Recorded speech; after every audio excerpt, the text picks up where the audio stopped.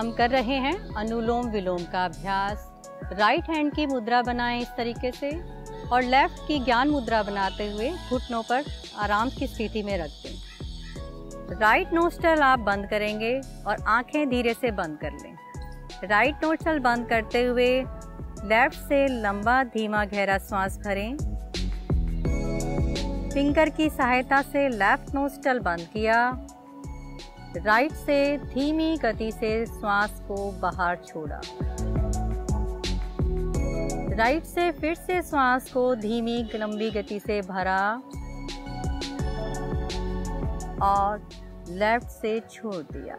एक राउंड आपका पूरा हुआ। इसी को हम 2 बार फिर से दोहराएंगे।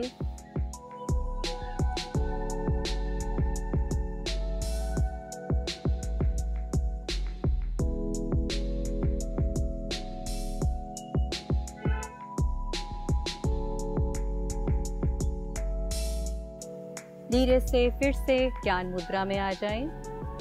इसको 5 मिनट तक हमने करना है।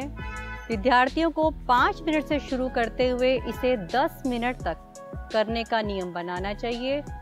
अनुलोम विलोम रेगुलर करने से बच्चों में एकाग्रता भी आती है, शांत भाव भी होता है, उनकी हर प्रॉब्लम जो स्ट्रेस से बनी हुई है वो दूर हो जाती है। Like, share, subscribe for more such informative videos.